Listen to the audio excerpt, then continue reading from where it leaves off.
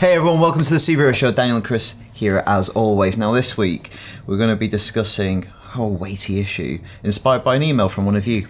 Yes, thank you to Emilio Guerrero Barrera, awesome name, who lives in Chile and sent us an email saying, recently I was listening to WTF podcast with Mark Maron and he was interviewing an indie movie director called Joe Swanberg. You aware of Joe Swanberg? Yeah, I met the bloke, nice chap. Saw him beat up an online film journalist. Sounds like a nice chap. In a boxing ring. It was part of an event. Through the interview, he made several comments about superhero movies as a negative trend in Hollywood.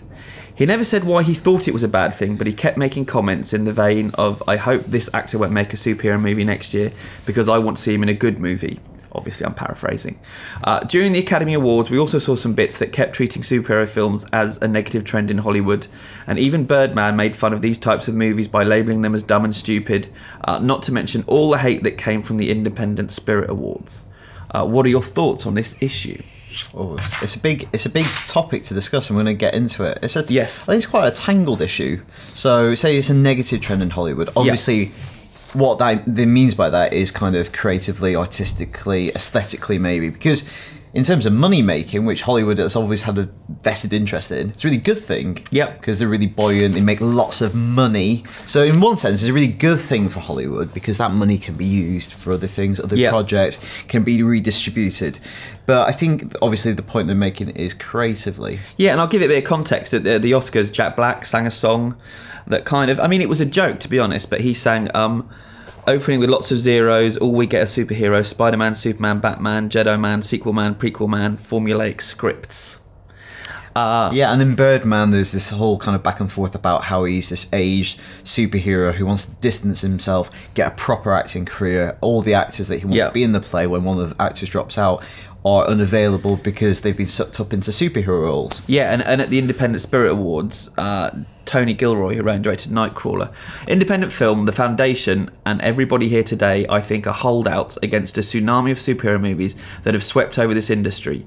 We have survived and we have thrived, and I think it's true spirit. Calls his film Nightcrawler. Yeah, and his wife was in 2 Thor movies. Just saying that, Tony. So I would say there's lots of things to talk about here. So first off, if we went back to the first wave of this kind of era of superhero movies, so after things like Blade, which was a bit of a forerunner, precursor to the kind of boom, and we talk about Spider-Man and stuff like that, first Iron Man, I feel like if we were still getting those movies, I'd feel the same. I feel like they were completely creatively deprived, and it's just kind of setting up that final clash. Now, I'm not making the alternate case that Winter Soldier is a complete Cold War thriller. Obviously, it's still a superhero movie. It works with a lot of those tropes. But we're getting a lot of diversity. We're getting a lot of talented people, a lot of great writers, and a lot of great directors coming to this big genre because it's really fun. It's a really fun kind of sandbox to play in. Yeah. So we're getting really good, diverse movies. And if we weren't getting good movies, I'd be more inclined to think of kind of side with that. But they're making really good popcorn movies. Yeah, you're right. Well, last summer we got a conspiracy thriller, we got a time travel movie, and we got a science fiction space opera. Yeah, those are the 3 superhero movies. Yeah. So I agree with you. I don't think they're just doing one thing. Yeah, and I think there's room for it to develop as we go on.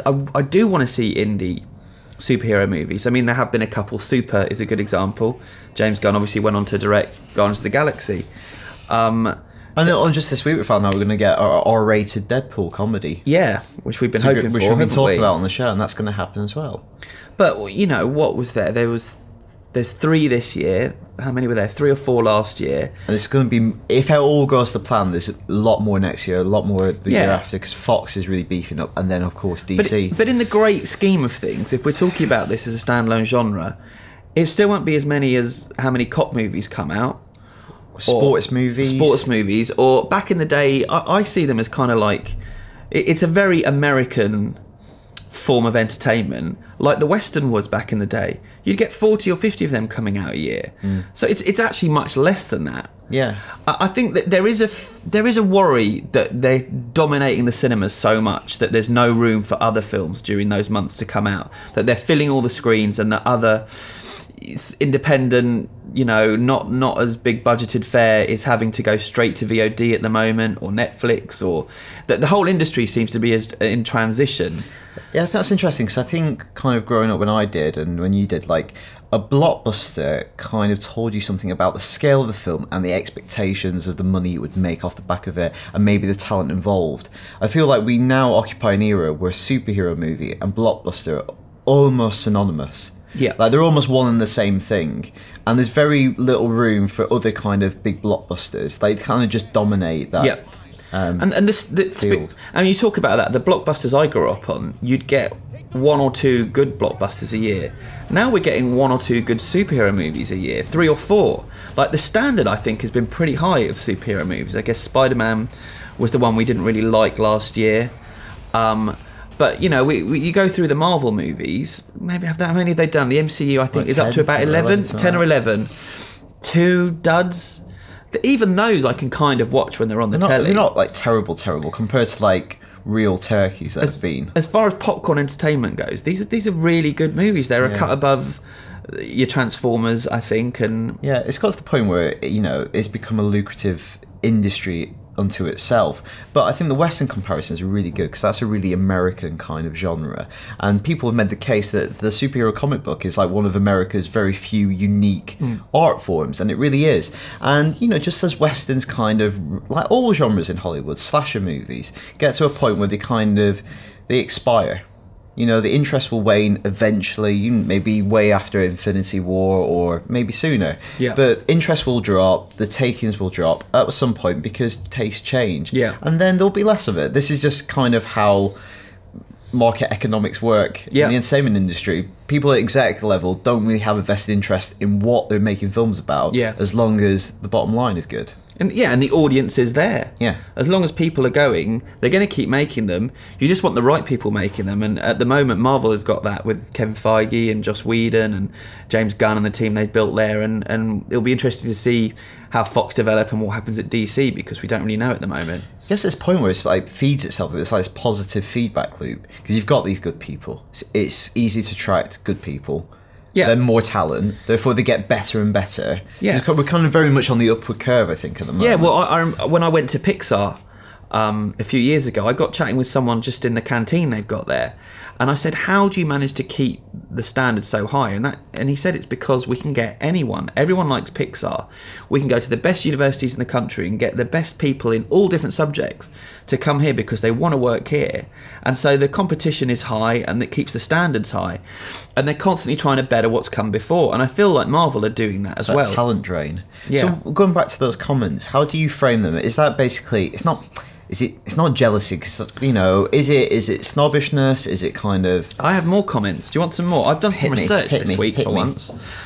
We've actually mentioned this quote before on the podcast, but David Cronenberg said a little while back, I don't think they are making them an elevated art form, in reference to superhero movies.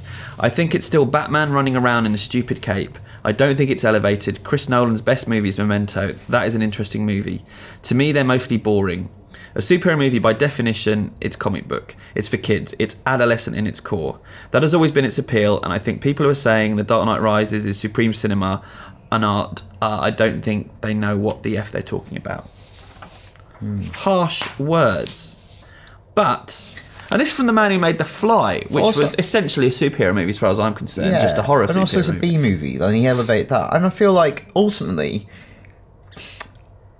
you're gonna, at some level, if you make a Batman movie, you're gonna have Batman in a suit running around. I think that's that's not incidental to the character. Yeah. And he was getting annoyed at them being called high art, and he said they're not high art. No, I would subscribe to that. I don't think I would argue against that. Not supreme cinema. Yeah. But I feel like there's a snobbishness to what he's saying and there's there, also, I feel like he's disregarded the last 20, 25 years in comic book history. Well, who would you say is the most interesting director working in American film today? I might say Paul Thomas Anderson. Yeah. Do you want to know what he's got to say about superhero movies? Hit me. Rolling Stone asked him if Hollywood was too concerned with comic book movies. And he said, that's such an effing crock of shit. I can't remember a year in recent memory where there were less complaints about the quality of movies, and that's referring to last year. And what's wrong with superhero movies, you know? I don't know. You're talking to someone that enjoys watching those films. People need to get a life if they're having that discussion. These movies get a bad rep. And I love PTA already, but that just makes me like him even more. That's really good. Riposte. He's such a cool guy. I wonder sometimes about, obviously, it kind of feeds itself that comic books do well, therefore any kind of graphic novel property gets greenlit a bit more easily. Just like in the wake of Star Wars, Alien got greenlit more easily, and lots of sci-fi movies. But I wonder if there's something about graphic novel that's just a bit more appealing to a movie exec, because it's almost like a storyboard. It's a bit more kind of easy to imagine. I think there's 2 points on that. I think that's one of the reasons, but also they're seeing how much comic book adaptations are making, and I don't think some of the people in executive level in Hollywood aren't movie lovers. They're money lovers. And it's got to a point now where they're not greenlighting things that aren't based on a comic book, so that people who have good ideas are having to turn them into a single comic book and bring them and put it on their desk. And it's gotten crazy. I've spoken to someone who's worked on comic book movies, and they said that's where it's at the moment, which is kind of a bit twisted. You know, like Gary Whitta was saying with Book of Eli. Like, people were almost annoyed that it wasn't based on a comic book. Like at Comic-Con, when he was doing a Q&A on stage, someone put their hand up and said, you know, where can I get the comic book this is based on? He's like, it's not. But the weird thing is, I thought Book of Eli was based on a comic book. As well. Yeah, but it's not. But he was telling me that this is how it's working in Hollywood now, that it has to be based on this form of material. We shouldn't put book in the title then. No. But you got the James Gunn quote. I have the James Gunn quote. That's a really good quote. Yeah. Well, it's quite a long quote, but I'll just kind of paraphrase or pick out the best bits. He says, the truth is, popular fare in any medium has always been snubbed by the self-appointed elite. I've already won more awards than I ever expected for Guardians. What bothers me slightly is that many people assume because you make big films that you put less love, care and thought into them than people who do make independent films or are considered more serious Hollywood, or what are considered more serious Hollywood films. I've made B movies, independent movies, children's films, horror films and gigantic spectacles. I find there are plenty of people everywhere making movies for a buck or to feed their own vanity. And then there are people who do what they do because they love storytelling, they love cinema, and they want to add back to the world some of the magic that they've taken from the works of others. And he goes on, but he says, if you think people who make superhero movies are dumb, come out and say we're dumb. But if you, as an independent filmmaker or a serious filmmaker, think you put more love into your characters than the Russo brothers do Captain America, or Joss Whedon does the Hulk, or I do a talking raccoon, you are simply mistaken. There you go. Do we leave the last word with James Gunn? I think so. I think he's kind of nailed it. Yeah. Cool. Moving on to feedback. Feedback. We had so much this week. It's taken me half the morning to power through. So thank you if you did write in, and sorry if it doesn't get read out. We'll start off with some Lex Luthor stuff. Yeah, so this refers back to us talking about some of our favourite supervillain performances, and we kind of didn't include Luthor. Well, we did. We'll qualify it by saying we only talked about movie performances, because if you've been watching the show, you'll know that I love Michael Rosenbaum's Lex Luthor in Smallville. I love it. It's my favourite Lex Luthor. And we've had a couple of people who agree with us. Tyler Miserak says, you talked last week about there not being a good actor who's portrayed Lex Luthor for DC. I would like to bring Michael Rosenbaum from Smallville into the conversation. Though the show wasn't the most fantastic show ever made, his work has been the best of the character in either film or TV. He was always scheming, smarter than everyone in the room, and showing his obsession with Superman. I believe that his Lex Luthor is a great example of how the character should be. And Matt O'Keefe says pretty much the same thing. He loved the way we get to watch Lex grow from nearly 10 years, starting as a young man in his father's shadow to becoming the legend we know and love. What I loved about the show was that Lex starts out good, and as the good guy, and it's them around him, mainly Clark Kent, that turn him into the iconic villain. That was always the coolest stuff in that show. Yeah, he was being sculpted. Yeah, it was the stuff that Clark did. And his father as well, Lionel Luthor. John Glover. Yeah, he's right. A bastard. Idiot. And Lewis Henning finally says, it's a slightly different thing. We were talking about how Jesse Eisenberg was good casting, we think. He said, I just watched your latest superhero show video where you guys were discussing if there was anything left in the new Age of Ultron that we haven't already seen in the trailers. After the main discussion, you went ahead and started reading some responses from viewers. At one point, you started discussing Lex Luthor as a villain that was left out of the previous discussion. Sorry, I shouldn't have read all that. One of you said that a modern-day Luthor would be much like Jesse Eisenberg's other well-known character, that of Mark Zuckerberg from the social network. I have to say I completely disagree. Yeah. Luther is too ambitious to be concerned with anything so trivial. Luther aims much higher in his aspirations than just a simple social network site. I think a much, much better comparison would be Elon Musk. Fair enough. You aware of Elon Musk? Yeah, he's the guy, the American kind of technologist, adventurer. Yeah, CEO of... Yeah. Well, I had to write it down. SpaceX, Tesla Motors and that. I would beg to differ, though. I think that Mark Zuckerberg is much more powerful than you imagine. Yeah. Well, the reason I said Facebook is like, you would literally have a way to control everyone. Yeah, no, that's what I'm saying. Like, he has access to... If you're on Facebook, Lewis, Mark Zuckerberg knows everything about you, and he could one day sell that, use that. He's in a very, very powerful position, and he's done it very cleverly that people don't really think about him that way. Also, he can like message you. He can like subliminally like influence you with adverts on the site. Yeah, like those trainers that keeps telling me to buy that. I keep looking at. How's it know? He knows about your health. He knows about your sex life. He knows who I've been poking. He can still poke people. He knows all your secrets. I will agree to disagree, Lewis, but I appreciate the email. Yeah. He's either going to be doing that or Lad Bible. Next one is from Daniel from Long Island, New York. In regards to your previous episode about the best villain performances, I know it's not live action, but I think that Mark Hamill's performance of the Joker on the Batman animated series deserves a mention. He does an excellent take on the character. I think this is a problem when we talk about any of these characters anymore, because they're so cross-media. Yes. So we did do a show, Daniel, if you want to go check it out. Yeah. Probably quite an old one now, about 8 months ago. We did our Who's the Best Joker? We went through everyone, Cesar Romero, Nicholson, Ledger, and at the end we concluded that Hamill was our favourite. Yeah. So yeah, he's also in the Arkham games, of course, as well. He's really good. So we're agreeing to agree with that email. Agree. I've got one from Alex Lutkin who says, as you previously mentioned about DC not having their TV shows cross over with the movies, I think that's a double bluff. I think they are planning it eventually, if the movies go well. Obviously, after 2020, it will start the next phase of DC movies. And what if the big bad the Justice League face in Phase 2 is the Anti-Monitor, which will introduce the multiverse? Different versions of the DC characters we know and love, which could introduce the TV characters.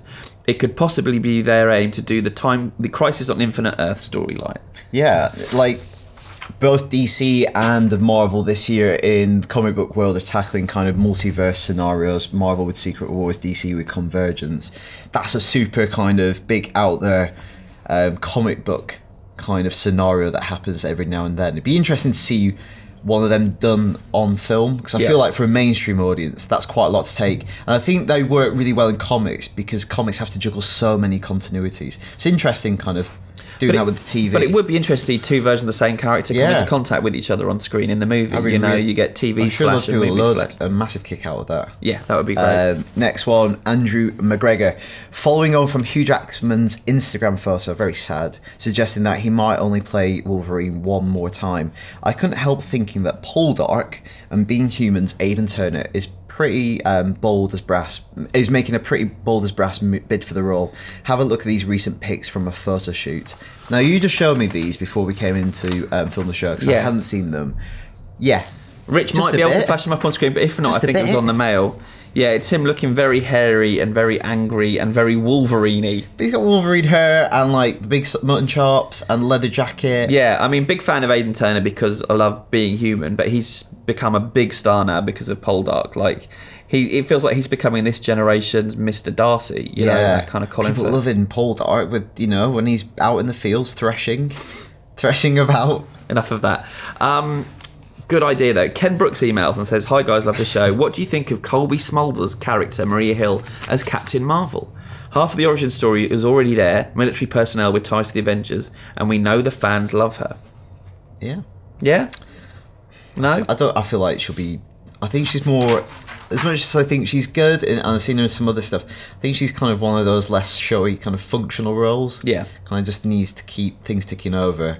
I think maybe we'll get a different Carol Danvers. Not a Maria Hill fan. I just said I was, but just then you qualified it by kind she's of doing a team it player. Anyway, next one. Joshua. Hey Joshua. I wanted to quickly touch on my thoughts for the Captain Marvel casting rumours. One of the big names that comes up in the rumour mill, as well as fan lists, is Katie Sackhoff, who is definitely a favourite among fans of Battlestar Galactica for obvious reasons. I like her character there a lot. But it's for that reason I don't want her to be Carol Danvers, as it's too similar to her role as Starbuck, of being badass, no-nonsense fighter pilot. Going back acting chops alone, I pick Emily Blunt over the others, but if we're considering the look of a character, I say Natalie Dormer beats out all other contenders just by the fact that she'd totally be able to pull off that punk rock mohawk that she's currently sporting in the comics. I think Blunt and Dormer are cool shouts. Blunt was in for Black Widow for a while, wasn't she? And then lost that role to Scarlett Johansson. Yeah, she's really good in All You Need Is Kill, or Live, Die, Repeat, or Edge of Tomorrow, where the hell it's called. Yeah, I really like Katie Sackhoff as well. I feel like they're going to cast the character much younger than Katie Sackhoff, though. Yeah. We will see. Charles Rhodes writes in about Age of Ultron, and he says, I don't believe the rumour that Quicksilver will be killed off carries any weight. I think Nick Fury or James Rhodes will catch a funeral. Marvel clearly has no plans for solo outings in regards to those characters, so they're fair game for the coffin among potential others. I enjoy these characters, but it also seems like Marvel could do away with them without any consequence or major backlash. Nick Fury can't have another funeral. I like the phrase "fair game for a coffin." Yeah, that's good. That's probably why I let it out. I think War Machine, we know he's in the Avengers. He's not been in many... not really been in any of the trailers, at least not in the suit, so maybe they're trying to hold that back slightly. Obviously that would do kind of screwy things to Tony Stark, the psychology of that, his best friend getting killed. Yeah. Maybe that's a segue into Civil War. Maybe. Or maybe that's who dies in Civil War. Anyway, so Haston. That's a cool name, Haston.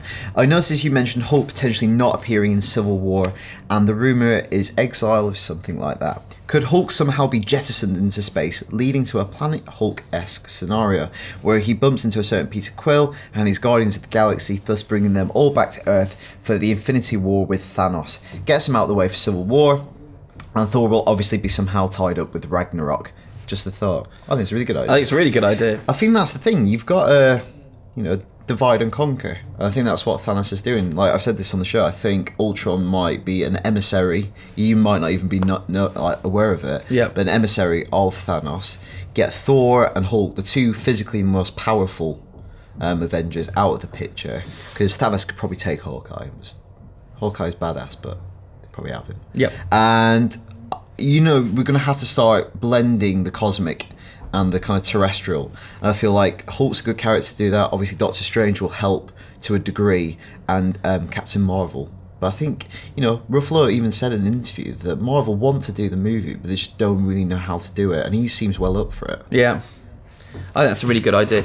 One of these theories that people email in or we discuss on the show will come true, and then we need to go to Marvel and we'll figure out a deal with you guys as to how we can get some money for this. I wonder even even if they don't do a Planet Hulk movie per se, but he's jettisoned into space, they just find him in Guardians of the Galaxy 2 rather than an entire movie. Yeah. Yeah.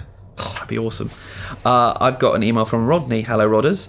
He says, hi guys, do you think Evangeline Lilly will suit up as Wasp in one of these films coming out this summer? Well, Ant-Man specifically, I guess. I guess so. I think she will. Maybe. Or maybe a tease for a future movie. I'll say something interesting. I listened to an old podcast the other day, not one of ours, but someone else's, and it was an interview with Joss Whedon at the time of Avengers coming out. And he said there was a period of time when Scarlett Johansson wasn't tied in to be in that movie, and so he wrote a script without her, and Wasp was in it, playing quite a major role, or I guess a similar role to what Black Widow does in the final movie. So that's interesting that character was in their minds and had been agreed upon even back then. So that's I think that signals that definitely Wasp is going to become. And I think even if not this movie necessarily, I think that will be the plan at some point. They'll lay the groundwork. Yeah, they've got a good actress there. They will have tied her into a multi-picture deal. So let's end with the important one. This is from Henry Higgins, who's not from Pygmalion or My Fair Lady. Hi, Henners. Henry Higgins III. First of all, thank you for reading out my email from last week. Although Chris's continued lack of appreciation for Frank Langella's Turn of Skeletor remains disappointing. I will revisit it because it seems to be on Channel 5 quite a lot. Remains disappointing, that's what he says here. Okay. As for this week and whether the trailers have shown everything from Age of Ultron, I was surprised that neither of you mentioned that we have seen virtually nothing of the Vision. One brief glimpse at the end of the trailer and a few artwork stills have been the sum total. Yet I believe he is going to be a huge part of the final third of the movie. For me, the Vision is going to be the secret and the surprise of the Avengers Age of Ultron. Yeah. I think you're right there. I think you're right. Yeah, I mean, it's probably a bit of a miss that we didn't talk about that, but I guess it's not really a surprise because we know he's in the film. But I guess how big a role he'll play. Yeah, I think you're right. The last half hour should be. Also, the construction of his character and the origin. Like, we've got a video on the site with Joshua and Jim discussing. Obviously, a part of the character design for a long time, the yellow kind of jewel item on his forehead, and there's lots of speculation about whether that is some kind of infinity stone, which I think obviously would again get us back to the cosmic, get us back to Thanos, and make him a really important character. It's really important in the history of the Avengers in the comics. Like, he's such a integral member of that team and their history. So yeah, definitely the Vision. Yeah, awesome. Great feedback, guys. Great feedback. And you can contact us. How, Chris? Is it the superhero show at IGN.com? Yeah, we got that. You got rid of that rubbish one. Yeah. Superhero show at IGN.com. And yeah, until next week, keep it here on IGN for all your superhero needs.